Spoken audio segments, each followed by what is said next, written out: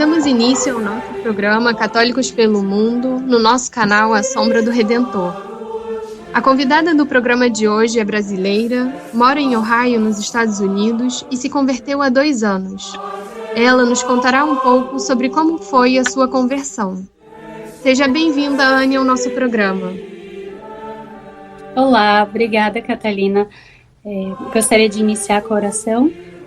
Sim, vamos rezar uma Ave Maria, pedindo a Nossa Senhora para que nos ilumine nesta entrevista e que possa ser instrumento para a conversão de muitas almas.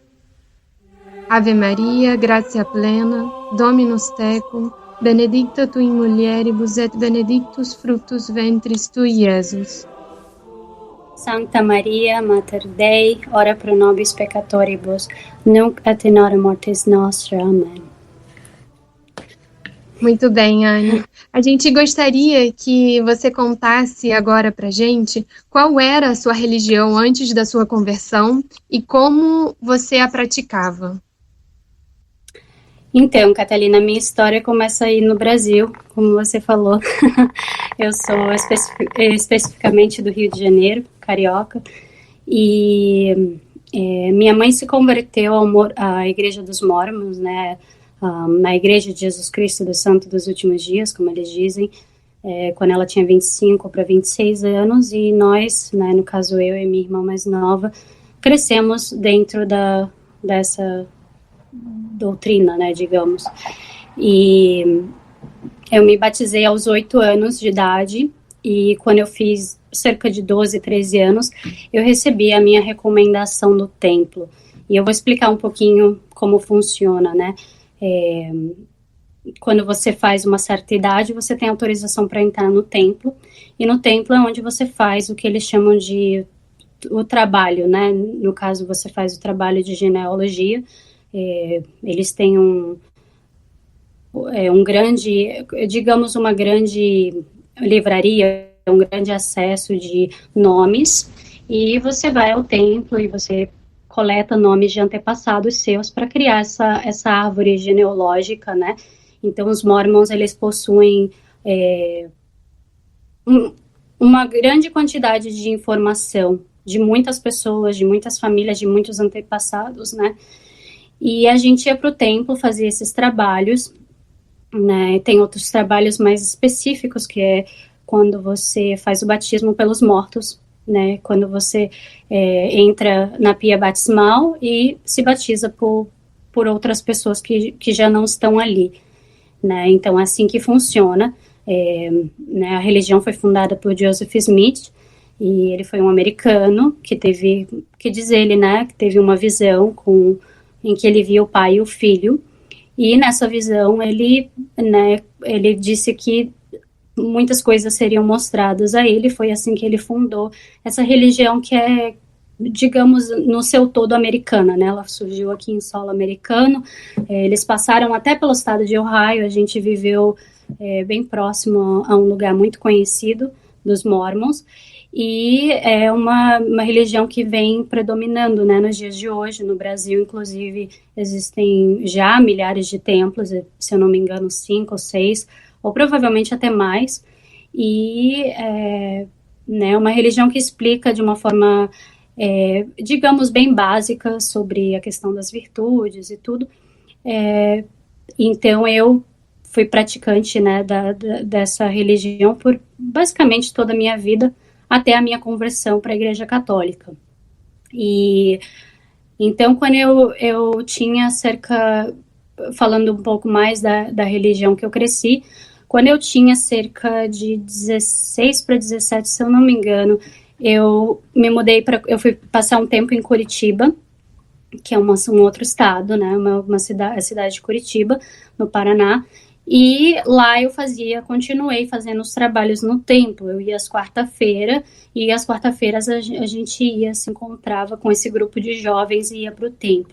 E também tinha um seminário e outras coisas que eles faziam, né? É uma igreja é uma religião, uma igreja que eu posso dizer que é bem participativa no sentido dos jovens, né? Envia pessoas para fazer missões no mundo inteiro. E esse desejo, né, digamos esse desejo de pregar, mal sabia eu da história dos jesuítas, né, e já tinha esse sonho de sair pregando pelo mundo o evangelho, né, o evangelho restaurado de Jesus Cristo, porque é isso que eles acreditam, né, que Jesus Cristo veio às Américas, que ele teve uma segunda vinda, o evangelho e tudo, então é o que eles pregam. E, claro, eu na minha, vamos dizer, ignorância, inocência, como você quiser dizer, eu tinha esse desejo de servir essa missão. Então eu fui para Curitiba, comecei meu processo lá, são os papéis que você envia, você entra no site e começa a fazer toda uma papelada, você dá informações médicas para saber se você tem condições de ir para uma missão, porque geralmente você vai para um outro estado, até um outro país, e você anda bastante, então eles querem saber, e aí eu fiz todo esse processo e tal. Meu tempo em Curitiba, eu posso te dizer que foi um tempo de decisão também, né? Eu acredito que a minha conversão já estava acontecendo já de Curitiba, porque assim que eu voltei para o Rio, né, eu estava prestes a enviar esses papéis, e aí eles chamam de bispo, né, que é o líder, ou a pessoa que está em comando da capela. Ele me disse, olha, eu quero enviar seus papéis logo, eu quero que seja aqui em Curitiba. E eu simplesmente disse, olha, eu vou para o Rio e eu termino esses papéis lá. E, claro, eu acho que Deus sabia o que tinha que ser feito. E quando chegou no Rio, esse desejo, né, esse desejo, essa coisa imatura, né, que digamos, essa vontade, ela simplesmente sumiu. E nesse momento eu falei, olha, eu acho que tudo que eu tinha que fazer foi feito em Curitiba. Porque em Curitiba eu era ativa, em Curitiba eu participava de tudo, eu tinha 3 chamados na igreja em Curitiba, eu trabalhava com a primária, no primeiro horário. A primária é como se fosse uma salinha, né, que eles botam as crianças, e eu cuidava dessas crianças, né, antes das reuniões sacramentais, que é assim que eles chamam. E aí eu ficava com as crianças, eu tinha um chamado no instituto com pessoas que tinham se afastado da igreja, né, e inclusive é um ponto que eu tenho muito forte, assim, no sentido de volta para cá, entendeu? Não vai. E eu via, né, havia essa preocupação em trazer novas pessoas, e não havia aquela preocupação de ir atrás das ovelhas perdidas, como eles diziam, enfim, e eu tinha essa vontade de, enfim. E aí eu tinha um outro chamado com o instituto, com um seminário também, que era de ajudar a pensar em temas de festa, porque todo mês eles tinham uma festa e tinha um tema. Então eu fui ativa, eu tive um chamado, né, na religião dos Mórmons, mas quando eu cheguei no Rio de Janeiro foi aquele momento que realmente eu me pus a pensar que haviam coisas que não tinham sido respondidas, que estavam dentro da minha alma, né, perguntas que vêm desde criança, e são perguntas mal respondidas ou não respondidas que ficaram, e quando você está naquela fase ali da adolescência, né, você está virando um adulto ali, 16, 17, 18, tem aquelas dúvidas, né, que surgem, e realmente quando você não encontra respostas, né, a sua primeira ação é sair, é ir para buscar respostas. E foi assim que aconteceu com a minha última religião, né, falando. Yane, e como foi que você foi parar nos Estados Unidos? Como foi essa transição? Do Rio de Janeiro, o que aconteceu? Eu acho, eu costumo pensar hoje em dia que Deus, ele sabia como minha conversão ia acontecer, porque ele me enviou um católico até o Rio de Janeiro, né, mais precisamente em Niterói. Eu conheci o meu marido em Niterói, ele estava fazendo um intercâmbio, e ele era um dos estudantes da UF, e acabou, né, calhando de que eu, nesse exato momento que eu vim de Curitiba, eu consegui meu primeiro emprego em Niterói. E aí eu acabei ficando por Niterói, né, Icaraí, e eu acabei conhecendo ele lá. Só que na época ambos éramos extremamente confusos. O meu marido, ele assim que ele entrou para a faculdade, ele abandonou, digamos, ele deixou, né, de frequentar a missa, ele deixou. Na verdade, ele não tinha um conhecimento sobre a fé, ele não tinha nenhuma base, né, teologicamente falando, então ficou difícil, né, para ele se afastou. Mas ele, uma coisa que eu admirei muito quando eu conheci, né, no Rio de Janeiro, foi que ele mantinha a Bíblia católica com ele, né, e a Bíblia estava lá. E eu percebi que ele tinha uma fé, ou seja, ele acreditava em Deus, mas naquela época, né, também vindo de uma religião que não fala, digamos, que não tem uma boa visão sobre o catolicismo, digamos, eu fiquei naquela, né, eu gosto dele, mas não sei, eu vou continuar na minha religião, ele continua na dele, e eu tomei essa atitude. E foi assim que, em 2015, a gente começou a namorar no Rio de Janeiro e ficou assim, realmente claro que a gente se gostava muito, que a gente se amava. E aí foi quando eu decidi vir em dezembro de 2015, eu peguei o avião e vim parar em Cleveland, Ohio, nos Estados Unidos, mais precisamente para conhecer os pais dele. E foi aí que, desde 2015, eu tô aqui, né? Foi assim que eu cheguei até aqui. Uma aventura, Anne. E como foi esse processo de conversão, aprofundamento? Voltando, né?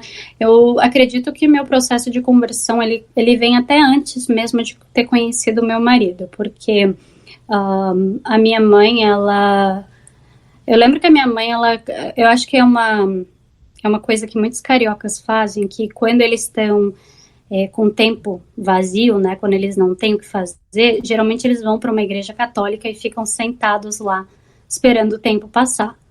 E eu vi a minha mãe fazer isso. A minha mãe fazia isso, e mesmo não sendo católica, ela nunca entendeu, né, e realmente ela parava e entrava. Então, eu participei de enterros, de missa de sétimo dia, então eu via, né, mas na minha ignorância era aquela coisa, mas tem as imagens e tudo, e aquela ignorância, né, de criança, de menina e tal, e isso foi passando. Quando eu te falei, 16, 17 anos, foi uma fase para mim muito decisiva mesmo. Eu recebi um rosário, né, eu fiz balé por 12 anos, na Maria Oleneva, depois eu fui para Petit Dance na Tijuca, não sei se você já escutou dessas escolas, e quando eu estava na Petit Dance, a mãe de uma amiga me chamou no canto e falou, olha, eu trouxe um presente especial para você de Roma, e me entregou um rosário, que inclusive está atrás de mim aqui. Deixa eu pegar. Então essa rosário tá aqui, ó.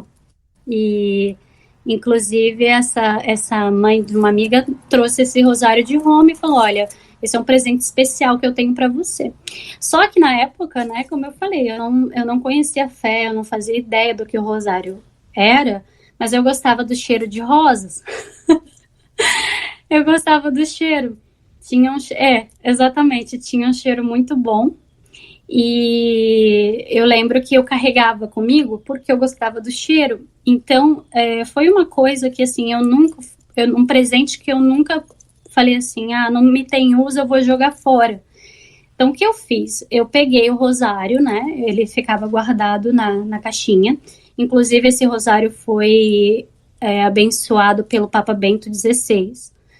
E esse rosário se manteve comigo. Quando eu conheci o Alex, né, eu apresentei ele para minha família, ele veio para minha casa, eu peguei esse rosário e falei, olha, você é católico, eu tô aqui um presente para você.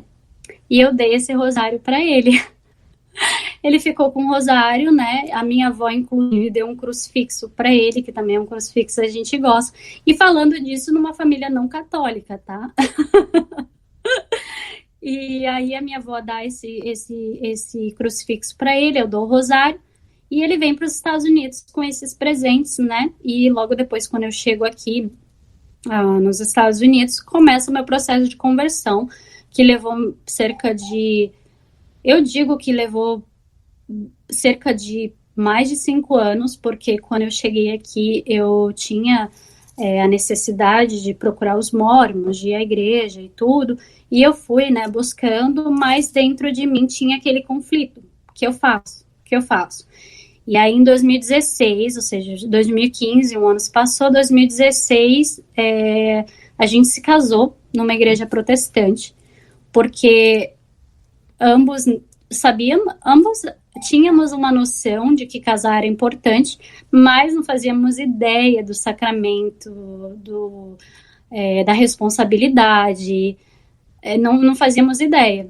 Então, o que aconteceu? A gente se casou nessa igreja protestante e, né, estávamos casados, entre aspas.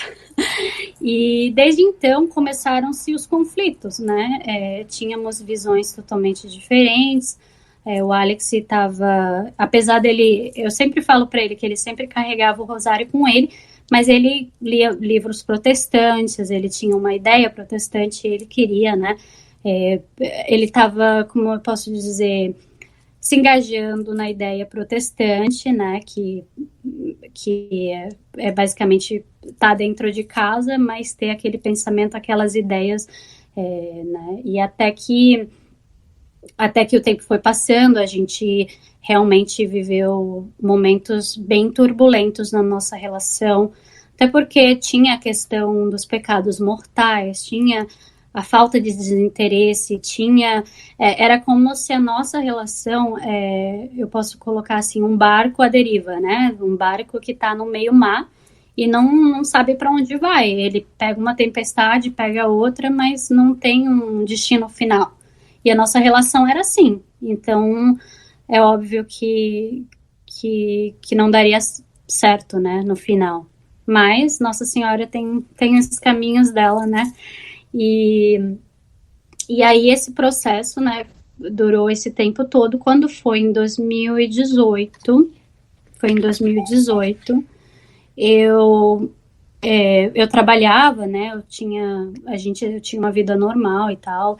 Eu trabalhava com aviação, fiquei na aviação por um tempo. Meu sonho era voar para uma das melhores companhias aqui dos Estados Unidos, que era a United Airlines, mas porque a United tinha essa base no Rio de Janeiro, então eu queria fazer voos que me conectasse ao Rio, para que eu pudesse estar sempre no Brasil, né? E a gente tinha trabalhos assim ordinários, digamos, né? Não pagava tanto. E uma coisa que eu esqueci de mencionar é que a gente, logo depois que ele terminou a faculdade, a gente se mudou para a Flórida, que é, digamos, o paraíso da tentação, né? Assim, é uma loucura aquilo lá. E a gente, né, vivia, né, esse estilo de vida, esse pensamento, não, a gente tem que viver mesmo, a vida é assim. E realmente, quando foi 2018, foi um momento muito difícil, né? Porque em 2018 eu comecei a ter crises de ansiedade. Eu gosto muito de uma frase que diz que quando não se sabe para onde ir, qualquer caminho serve. E eu ia para qualquer caminho, né? Então as crises de ansiedade começaram a vir, porque realmente eu não sabia o que fazer. Eu tinha um trabalho de 40 horas por semana, eu queria fazer faculdade de tempo integral, eu queria dar conta de tudo. E eu não consegui. Foi quando em 2018 eu passei por essa dor espiritual, né, esse processo, e aí foi aí que eu comecei a experienciar pensamentos suicidas mesmo, assim, no sentido de que eu não queria mais viver, eu não via um propósito, né, da vida. Para mim era decepção, frustração atrás de frustração, E eu tinha péssimas amizades, eu tinha péssimos hábitos, a minha vida era o caos mesmo, a desordem, a bagunça total. E aí, em 2018, como eu te falei, veio a questão dos pensamentos suicidas.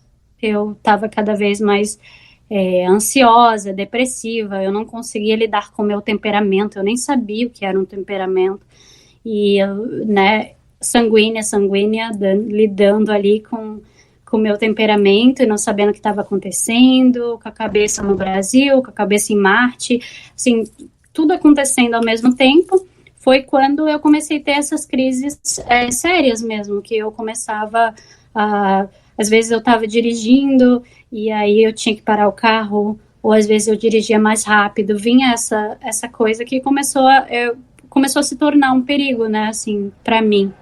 E aí eu comecei a sentir aquele desejo, né? Não, eu preciso voltar para os Mormons, porque é lá que eu vou encontrar o que eu preciso.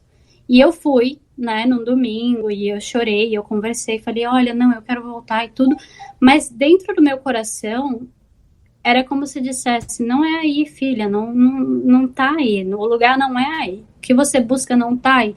E mais uma vez eu volto para casa, aquela sensação.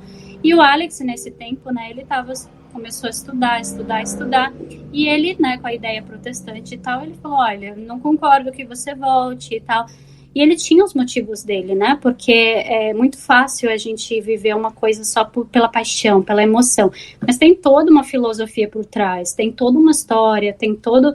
Então, realmente, se você, né, olhar ali, no contexto geral, não era ali que eu iria encontrar a salvação, que a minha alma tinha sede, né? Minha alma tinha sede dessa salvação.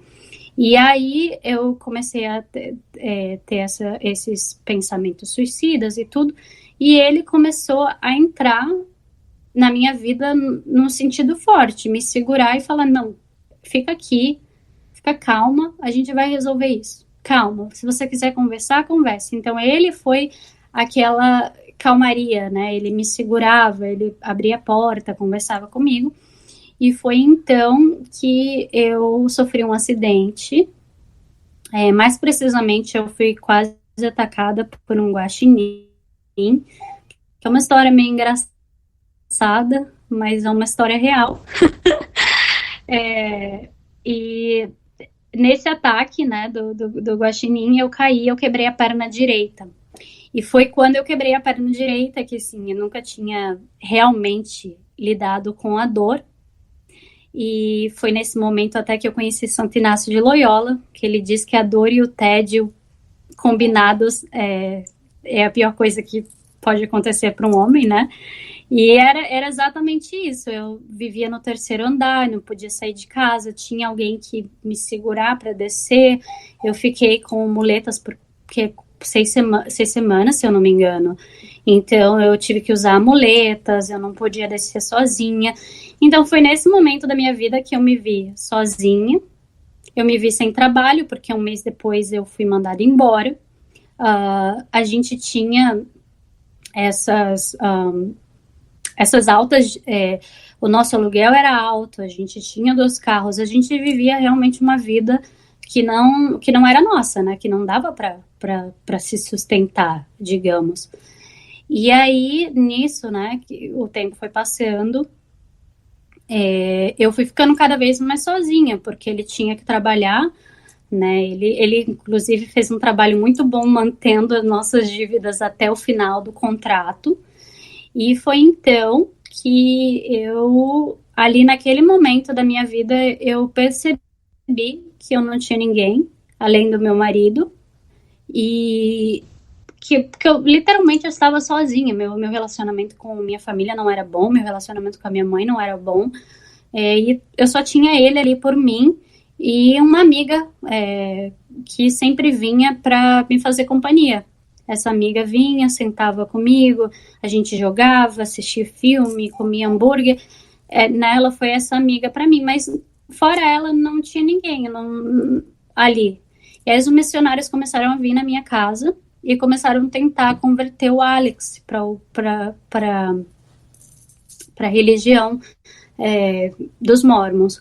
E o que aconteceu nesse exato momento, que eu não sabia, graças de Nossa Senhora, ele havia conhecido São Tomás de Aquino e estava lendo os primeiros padres da igreja, ele estava lendo no processo de lendo Confissões de Santo Agostinho, as cartas de Santa Catarina de Sena, e ele já, ou seja, a conversão dele já estava acontecendo e eu não sabia, eu não fazia ideia. Então houve um momento que ele teve que... Houve um momento, né, que ele teve que meio que entrar na minha frente, assim, dizer, olha, vem cá, eu quero te ajudar, quero te mostrar uma coisa. E foi aquele momento que eu falei, não, os missionários estão vindo na minha casa, eles estão aqui, eu não tenho ninguém, mas eles estão vindo. E aí foi um momento que eles simplesmente, eles chegaram na nossa casa, eu lembro desse dia, bateram na porta, e aí eu estava cozinhando, né, e algo no meu coração tocou assim, convida eles para jantar. E aí eu fiz o jantar e a gente tinha pouco, né, e aí eu ofereci, falei, ó, vocês querem comer? Eles falaram, sim, eu quero, e sentaram na mesa, comeram com a gente. Nesse mesmo momento, a conversa entre o Alex e eles foi ficando cada vez mais forte. E eu estava na cozinha, cozinhando, escutando a conversa deles. E aí eu lembro do meu marido falando assim, mas como é que você não sabe isso? Isso é doutrina da sua religião. Eu encontrei isso no site de vocês. Como é que vocês não sabem o que vocês pregam? E ele, né, e claro, de uma forma generosa, ele não estava sendo ignorante, ele não estava gritando nem nada, mas ele estava questionando, olha, você diz que acredita nisso, que você segue isso, como é que, me explica, como é que você não sabe o que você prega? E aí foi isso, ele questionou esses missionários com perguntas altamente racionais e teologais, e eles não sabiam responder, e foi nesse momento que da cozinha meu coração deu aquele alívio, e ali veio a resposta, não é ali que eu devo estar. Então foi desse momento que eu comecei a estudar mais, aprender um pouco mais sobre a religião que eu tinha crescido, e eu entendi, olha, existem coisas aqui que estão sendo escondidas, não estão sendo faladas, e que vão contra a lei básica de Deus. Então eu não posso fazer parte desse lugar, e foi daquele dia em diante, eu tinha certeza que eu não voltaria mais lá. E aí começa realmente o processo de conversão, porque nessa mesma semana, isso eu acho que foi um final de semana, no começo da nova semana, eu recebi um convite que dizia, na verdade, né, o Alex, ele vindo, eu pulei essa parte, mas voltando, ele chegou um certo dia para mim e falou, olha, eu tô indo à missa. Aí foi a missa. Olha, eu tô indo à missa, isso no próximo domingo. Eu falei, olha, eu não vou com você, isso foi quando eu ainda estava me encontrando com os missionários, eu não vou, você pode ir e tal. Ah, eu vou à missa. Eu falei, nossa, esse homem, todo domingo esse homem vai à missa, né? E aí algo começou a mudar dentro de mim, porque eu não via essa atitude dele. E eu conhecia bem, eu sabia os defeitos, os problemas, eu sabia os pecados e tudo, e não, eu vou à missa. E aí até um belo dia, que foi o domingo, que ele chegou e falou, olha, hoje eu vou à missa, você quer ir comigo? Eu falei, então tá, a gente vai à missa. E aí fomos à missa, né, que foi até na St. Andrew, que é uma igreja da missa do rito ordinário. E aí eu lembro que na minha cabeça eu tava assim, eu não entendo nada, o padre tá falando inglês, mas o som é muito alto, as pessoas estão cantando, e as pessoas levantam, sentam, aquela mesma experiência que todo novo, né, pessoa que tá conhecendo a igreja, não, mas é diferente, sobe e desce, eu não sei o que eles estão fazendo, eu não consigo acompanhar. Mas naquele momento, meu coração, a palavra em inglês seria to be settled, né? Settled. Ou seja, naquele momento, o meu coração já estava ali, já a conversão já tinha acontecido, porque mesmo não entendendo tudo que estava acontecendo ali, foi aquela sensação, tá bom, domingo que vem eu vou voltar. E quem é que volta para uma coisa que não entende, né? Enfim, meu coração já estava ali convertido. E aí foi numa segunda-feira que me convidaram para voltar à igreja, e isso eu de muleta, com a perna machucada, com a perna inchada, e eu lá sentindo as minhas dores, né, carnais ali na carne, a dor, né, corporal, e indo, e algo começou a mudar. Foi quando aqueles sentimentos começaram de depressão, de ansiedade, de tristeza. O meu marido chegou e falou assim: olha, antes de você dormir, você reza um Pai Nosso e 10 Ave Marias, e dorme segurado no rosário.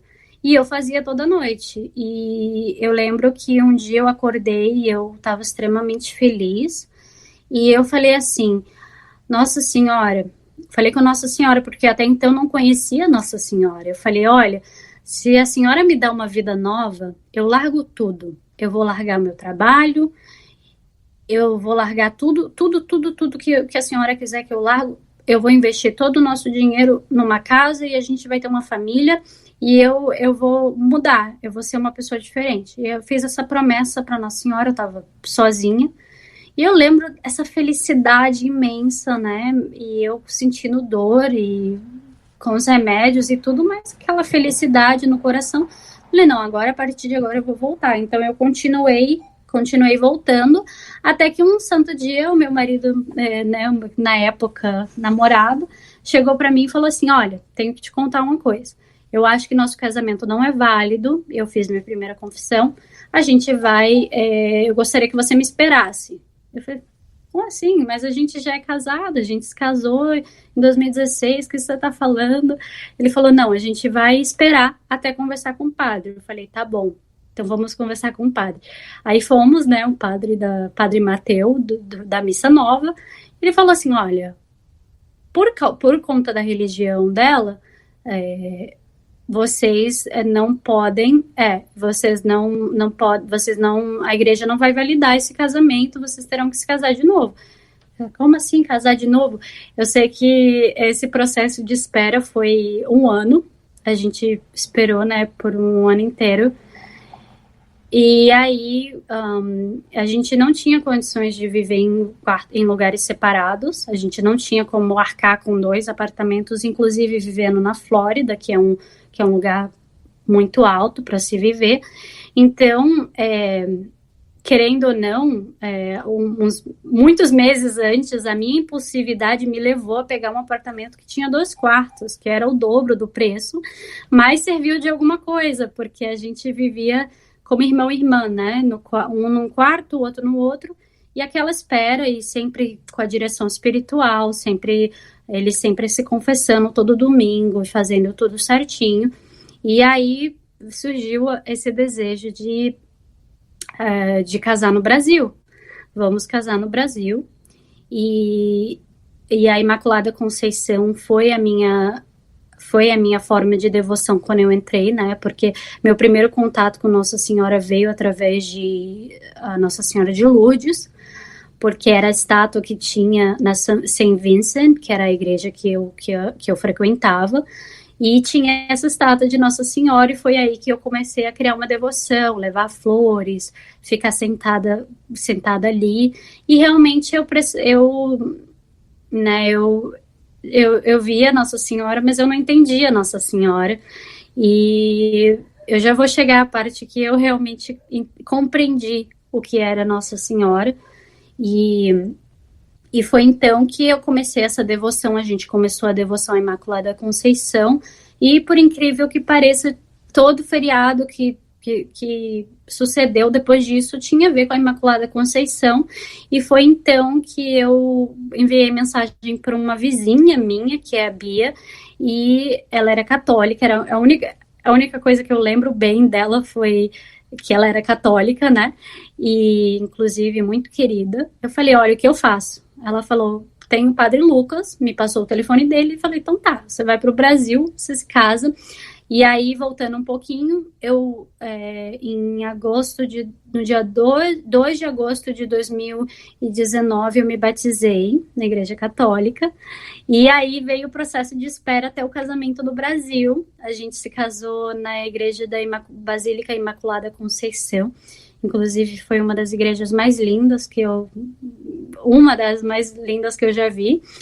E também toda a história, né, como foi entregue, né, por São Pedro e tudo, São Pedro, perdão, por Pedro, né, Dom Pedro, perdão, e eu me compliquei aqui. Mas aí toda a história, né, o estilo neogótico também foi uma coisa que me chamou a atenção, e a gente se casou nessa igreja, e a parte mais interessante da história foi que o dinheiro foi literalmente dado por Nossa Senhora, porque de maneira alguma eu quero dizer que acontece assim, né, que cai do céu, mas a gente recebeu uma graça de receber um dinheiro de um processo que estava correndo por causa do meu acidente, né, inclusive, eu acho que muitas pessoas sabem, mas o sistema de saúde nos Estados Unidos é extremamente caro, e a gente não contava com esse presente, com essa graça, e logo assim, no processo de mudança, a gente recebeu essa chamada dizendo, olha, parabéns, vocês ganharam um caso, e esse dinheiro, né, com certeza foi todo para a promessa que nós fizemos a Nossa Senhora, nos dar uma vida nova.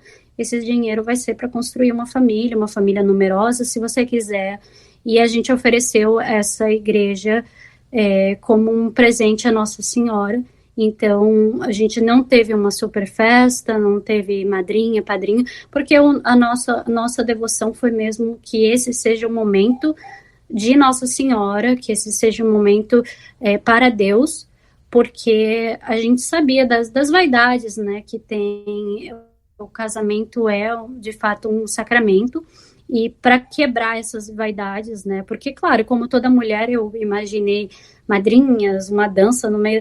Não, isso não aconteceu, a gente cortou qualquer coisa que podia ser a mais, e deixou exatamente muitas pessoas que estavam no nosso casamento não entenderam, foi no rito tradicional, foi em latim, muita gente se perdeu, mas o foco principal foi que a nossa oferta foi feita, né, o nosso sacramento aconteceu, apesar das dificuldades, porque passamos muitas dificuldades no Brasil. Eu e meu marido enfrentamos doenças espirituais e corporais também. Eu caí de cama umas 3 vezes quando eu estava no Brasil. Na noite antes do meu casamento, eu caí doente mesmo, eu não conseguia respirar. Foi uma coisa muito, eu digo que foi uma batalha mais emocional mesmo, que acabou levando para o corpo. E aí aconteceu que a gente se casou. Com a graça de Deus, a gente se casou. E desde então as graças não pararam, mas como você sabe, como boa católica, né, os sofrimentos aumentaram. A gente a gente, na verdade, fez uma viagem para a Itália, e na Itália ficamos presos bem no início da pandemia, não tivemos nosso voo cancelado. Meu marido, ele estava literalmente sem emprego, e a gente, né, trabalhando, ganhando bem pouco, e a gente precisava voltar para cá para tentar uma vida, para tentar se restabelecer, mas sempre confiando na divina providência. E lá mesmo ele recebeu uma mensagem, uma ligação dizendo, olha, a gente quer te contratar. A gente voltou para cá, ele conseguiu um emprego, e consequentemente eu desde então parei de trabalhar, né, eu ofereci isso a Nossa Senhora. E foi então que, logo após chegar nos Estados Unidos, eu descobri que eu esperava um milagre. E um milagre que estava se formando dentro da minha barriga, que é o Augustus. E a nossa história, né, a gente teve muita dificuldade com nossos pais. Eu, na época, não falava com a minha mãe, a gente teve muitos desentendimentos por problemas passados, e chegamos aqui nos Estados Unidos, e como falar dessa história, né? Chegamos aqui e descobrimos que a irmã dele praticava, que se dizia, né, satanista na religião dela.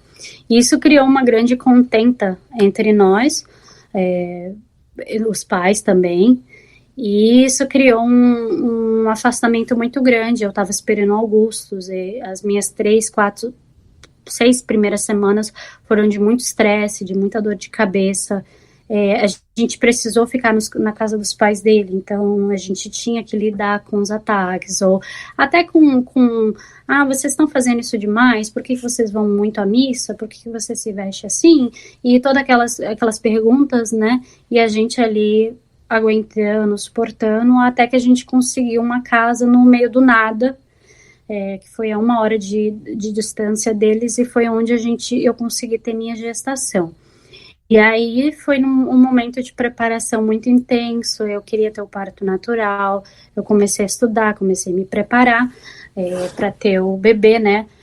E a gente encontrou, né, a graça de pertencer à comunidade, a essa fraternidade, né, sacerdotal de São Pedro, e foi onde a gente se sentiu acolhido. Haviam famílias numerosas, né, de 13, na nossa comunidade tem 3 ou 4 famílias de 13 filhos, e existia uma família que eles se casam entre eles, então os filhos casaram com os filhos dos outros, então eles estão assim crescendo, e eu falo para eles que eles são um motivo da gente ter tanta coisa para fazer, porque é batizado, casamento, essa coisa toda, é uma delícia.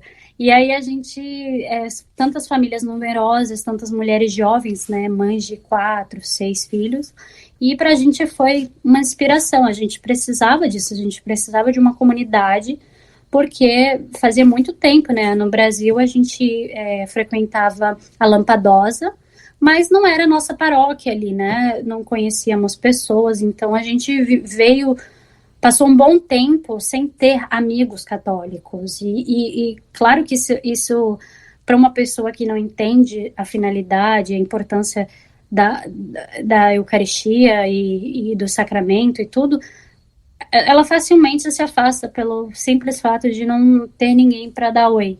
E a gente passou por isso, a gente rezava por uma comunidade, por favor, nos manda uma comunidade, e aí essa comunidade surgiu, a gente começou a fazer parte da fraternidade, e o Augustus, né, vinha sendo gerado, e foi quando eu, com exatamente 7 meses de gestação, eu recebi uma ligação, e nessa ligação a minha parteira me dizia: olha, eu sinto muito, mas preciso conversar com você e com seu marido.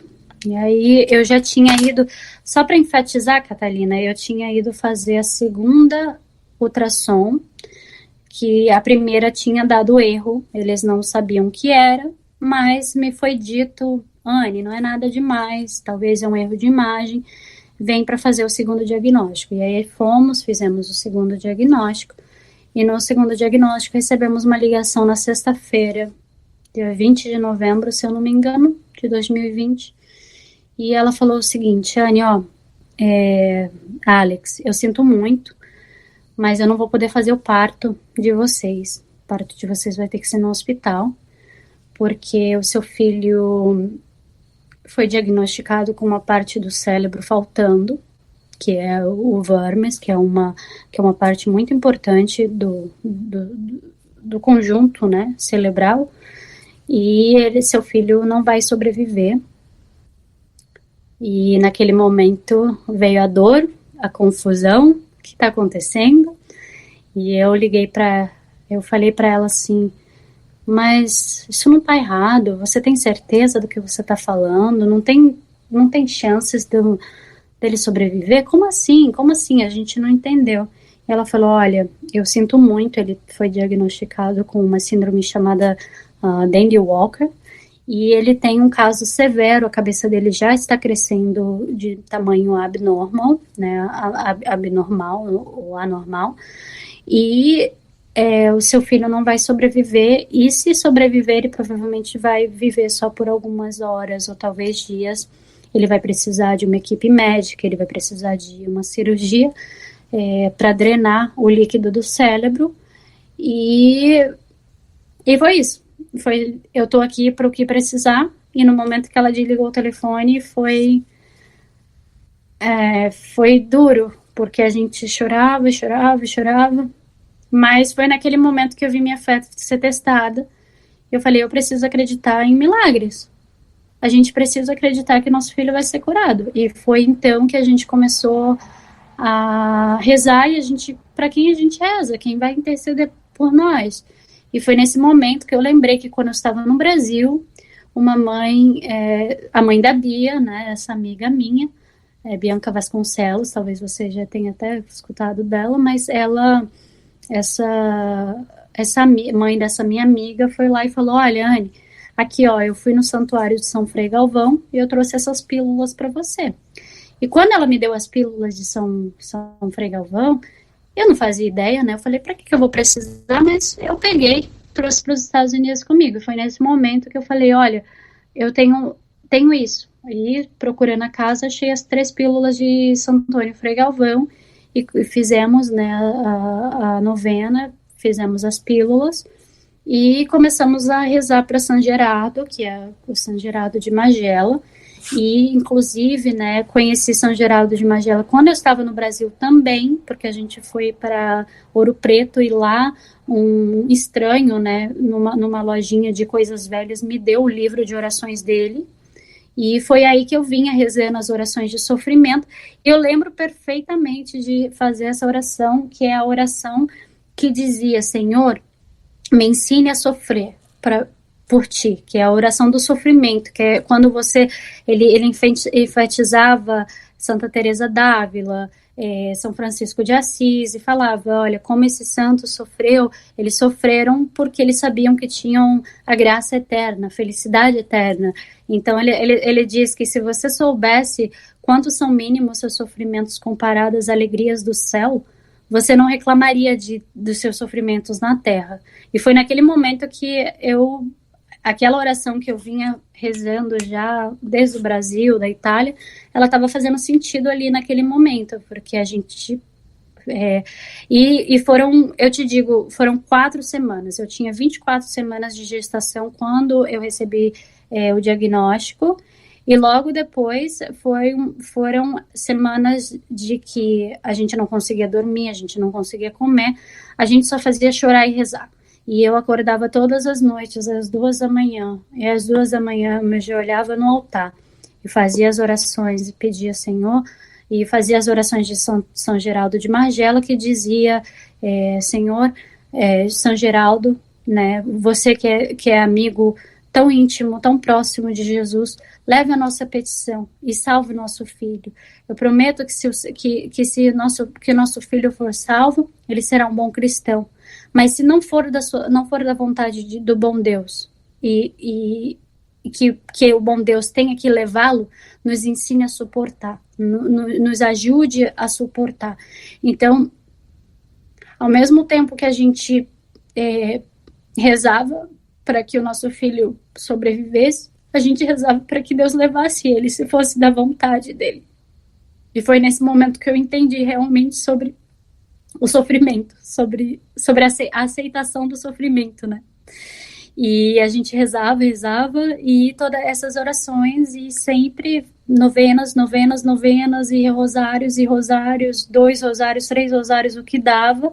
A gente decidiu se consagrar a Nossa Senhora, nos consagramos nosso filho, consagramos a Sagrada Família, e fomos até aqui tem um shrine, que é um santuário de Lourdes, onde eles trouxeram a pedra de Lourdes, e você pode ir até lá e tocar, e acendemos uma vela, eu toquei na minha barriga, toquei minha barriga na pedra, e pegamos a água de Lourdes também, né, fazíamos as orações, e era isso, era receber suporte dos amigos da igreja, e nossos amigos rezaram, existem até santos que estão sendo canonizados, que foram rezados, né, que rezaram pelo Augustus, e pedindo ao bom Deus, Senhor, dá-me paciência para suportar. E tinha dias que doía mais, tinha dias que doía menos, e a dor estava ali. Foi então que a minha parteira, né, que acredito eu que foi um enviado literalmente por Deus, me deu esse contato desse médico, chamado Dr. Statzer, e a gente foi visitar a Dr. Statzer, e Dr. Statzer disse, olha, eu vou sentar aqui e explicar o que é Dandy Walker. Ele sentou por 1 hora e explicou pra gente, olha, seu filho provavelmente não vai ter chances de sobreviver, mas se sobreviver, ele não vai conseguir falar, ele não vai conseguir andar, ele vai precisar de terapia ocupacional. E nisso eu já tinha uma equipe formada de mais de 5 médicos. Eu tinha um neurologista, um neurocirurgião, um cirurgião plástico, tudo que você imaginar, o Augustus tinha, né, no chart, que é como se fosse o recorde dele, né. E aí já estavam todos se preparando, conheci o neurocirurgião, sentamos, conversamos com ele.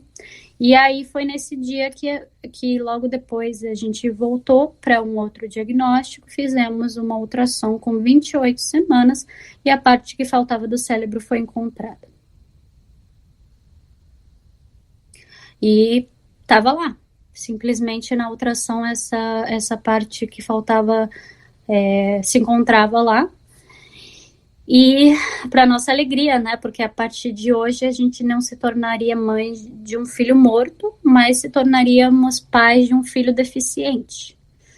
Então, aí já foi um novo processo, né, se preparar para que E é incrível como a questão da dor muda, né, porque quando você sabe que vai perder um filho, até o mínimo do mínimo te faz feliz. Se o meu filho estiver vivo e ele estiver numa cadeira vegetando ou o que seja, ele vai estar aqui. Mas não com o sentimento egoísta, né? O sentimento que se Deus deixar ele sobreviver, a gente vai amar e vai cuidar e vamos ser pais desse bebê que até então não tinha um nome. E aí foi que começou o processo, né, de me preparar como ser mãe de uma criança deficiente, o que ele vai precisar, e nessa brincadeira foram entrando mais médicos e mais médicos na nossa lista, né, porque aí já tinha um psicoterapeuta, um terapeuta ocupacional, tinha um fisioterapeuta, né, que chama, eu acho que é physical therapy, e tinha todos esses médicos aí que você imaginar, estavam lá esperando pelo nosso filho nascer. E aí acontece os milagres, porque quando eu tinha 34 semanas, eu me comprometi a pedir Nossa Senhora que meu filho viesse de parto natural. Você imagina a loucura, né? Uma menina em uma gravidez de risco pedir tal coisa, né? Eu falei, Nossa Senhora, o cérebro foi encontrado, faz com que nosso bebê venha em casa. E aí, eu nem sei como te explicar isso. E aí eu tenho uma imagem de Nossa Senhora de Lourdes, e eu passava noite e dia. Mãe, faça ele vir com 38 semanas, mãe. Eu não quero ser induzida. Faça ele vir. E aí Nossa Senhora fez 38 semanas e 1 dia. O Augustus nasceu no parto de 5 horas. Eu comecei a contrair às 10h30, ele nasceu às 3 da manhã. Nasceu no corredor de casa. E naquele momento, né, ele chorando e tudo, meu filho é perfeito. E aí ficamos com ele, né, no peito, fizemos todo aquele skin to skin, né, pele a pele, tivemos o nosso momento. E foi quando a nossa parteira falou, olha, corre para o hospital, porque eu não sei o que ele tem. E foi nesse momento que a adrenalina começou, porque a gente teve que pegar um carro, entrar no carro e tal. E acho que foi um dos momentos mais desesperadores da minha vida, porque eu não sabia se ele estava respirando. Eu falei, o bebê tá respirando, o bebê tá respirando. E aí ficamos no hospital por 2 semanas com ele. Ele fez muitos testes, ele fez teste no cérebro, fez o MRI, que eles chamam, que é aquele raio-x do corpo inteiro, e passou por vários médicos, genética, né, um teste, queriam que fizesse teste genética, queriam que botasse na terapia, queriam que fizesse tudo, e ele teve todo esse acompanhamento no hospital. E cada passo nosso no hospital foi um problema, né, porque eu estava amamentando, eu não sabia amamentar, então ele não está ganhando peso, ele não está comendo, ele não está se alimentando, então ele não vai poder sair. Teve todos esses médicos, né, já programados e tudo. Então, naquele momento, eu já estava me preparando para ser a mãe de um bebê deficiente. E eu já estava... É incrível que a partir do momento que você se torna mãe, né, que você gera uma vida, você é mãe. Ou seja, como você faz para ser mãe de um bebê deficiente? Você só faz, você é mãe. E realmente eu já estava me preparando emocionalmente, já estava, meu filho vai sofrer julgamentos, ele vai passar por dificuldades e eu vou estar ali por ele. Foi nesse momento da minha vida que eu entendi o que Nossa Senhora representava. Naquele momento, o meu marido, ele sempre mencionava para mim o momento que Nossa Senhora, né, tem o menino Jesus, e São Simeão entra, né, e dá a profecia a ela. E naquele momento eu entendi o que era, não, né, claro, com Nossa Senhora, com toda a graça dela, mas entender o que era ser mãe de um filho que provavelmente não viveria. E Nossa Senhora, né, já desde da sua concepção, ela sabia que Nosso Senhor Jesus Cristo seria crucificado. Então, imagina 33 anos com uma dor e uma aceitação e um sofrimento, né, que imagino que Nossa Senhora sentiu, passou, e eu estava passando mesmo, porque eu sabia que provavelmente quando ele nascesse, ele talvez não viveria. E aí eu comecei a escutar novas histórias. Talvez ele viva até os 20 anos, talvez até os 15. E eu sabia que em algum momento, provavelmente, Deus iria levar. O que não, né? E aí ele veio com 38 semanas, como eu te disse, nasceu em casa, passamos por todas as dificuldades no hospital. Passamos pela unidade intensiva neonatal com ele, e quando voltamos para casa, né, esperávamos voltar com uma resposta e voltamos sem, porque até então nosso filho era chamado de portador dessa síndrome somente porque os médicos não sabiam o que chamar, eles não tinham um nome para o que eles não achavam. Então eles falaram exatamente, eles nos chamaram e falaram, olha, for language purpose, que é por propósito, né, de linguagem, a gente precisa continuar dizendo que seu filho tem uma síndrome, porque jamais aqui, né, num país como os Estados Unidos, eles reconheceriam que meu filho é uma graça e um milagre de Deus, né. Então saímos naquele dia sem respostas e estamos aqui hoje. O Augustus tem, Nossa Senhora também escolheu o nome dele, Alexander Augustus Maria, e ele é uma graça, né? Ele tem 6 meses, ele iniciou a introdução alimentar, então eu fiquei até emocionada o outro dia, porque eu postei o vídeo da introdução alimentar, e para mim é uma graça saber que o meu filho, que nem viveria, ele pode comer, ele está começando a rolar, ele está começando a fazer todas as atividades de um bebê normal. E é isso, Catalina. Essa é a minha história de conversão. E acredito que Deus, ele sabia exatamente onde me mandar. Eu amo ser católica. Eu falo para as pessoas que ser católica é o que eu sou. É a única coisa que na minha vida inteira eu não duvido. Eu duvido de mim, mas não duvido da minha fé, porque eu vi, né, com exclusividade a beleza da tradição da Igreja Católica, e, né, a gente entoa cantos na nossa casa, cantos gregorianos, fazemos nossas orações em latim, mas eu sei que no momento de tanta dificuldade para a igreja, eu sei que a única coisa que meu marido e eu temos bem certo é que a gente nunca vai deixar a igreja, e é isso, a gente está se preparando para novas batalhas que está por vir, e eu tenho a intercessão especial de Santa Teresa d'Ávila, que é uma santa em que eu me impressionei com a história de conversão dela, e eu realmente espero, né, ter aquele momento que Santa Teresa, né, que ela se tornou aquele ser extraordinário.